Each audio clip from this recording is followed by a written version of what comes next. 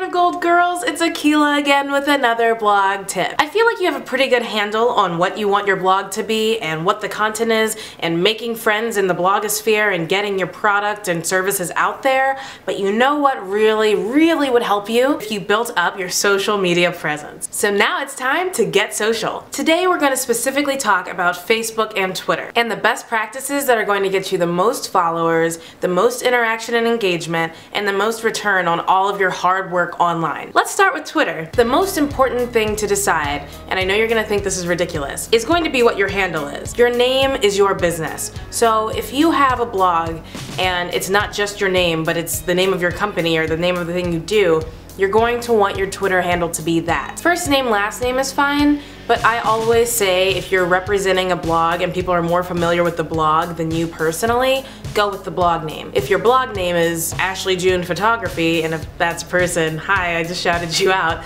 But if that's your name, then go for just Ashley June or Ashley June Photo. Something like that. It needs to be all-encompassing and really needs to point back to your blog or your website. The next important thing is your bio. You need to be short and succinct and explain what you do, who you are, you know, what your brand is about. A lot of great bloggers and entrepreneurs just do almost like bullet points. It's entrepreneur, period. Pet lover, period. Blog enthusiast, period. You just have to have something that really is encompassing so that people are going to want to learn more and actually want to read your tweets. My favorite best practice for Twitter is to write original content without links as much as possible. I know. You're thinking, I want people to come back to my website. I want people to know what I'm doing. I want people to see my blog and share it.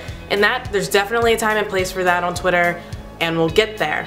But the thing is, people want to read something that is entertaining or informative, especially when they're following 1,000 people. You know, a bunch of links aren't gonna get clicked on. I'm not saying not to share your work on Twitter. Hear me out. Share your work on Twitter. Be proud of the hard work you're doing and share it on Twitter. But don't make your entire Twitter presence about you and your work and your blog post for the day or a picture you took. It has to be about more than that because otherwise it feels very promotional. And this isn't, you know, a dig at you or anybody in particular, but think about when you're on Twitter. Do you want to see an entire feed of other people talking about, hey, look at what I did, hey, look at this new product, hey, look at this, hey, look at that? You don't. So it's really important to be a person first and then be, you know, promotional second. Now for Facebook. We're gonna be really quick because I believe that a lot of the stuff I said about Twitter applies to Facebook. Your name should be your name for your blog or your brand. Your bio or about me section should still be short and should still encompass everything you're doing. Make sure you link up all your Twitter and Tumblr and blog information to your Facebook. But now we're gonna talk about something totally different that a lot of people don't know about, which is Facebook's EdgeRank system. Basically, in an attempt to not flood people's news feeds with a lot of different information from like publishers. Like for example, if I'm using Facebook, I don't want to see 100 different things from Coke. I want to see my friends. They're really trying to cut down on the number of ads and then fan page posts that you're seeing.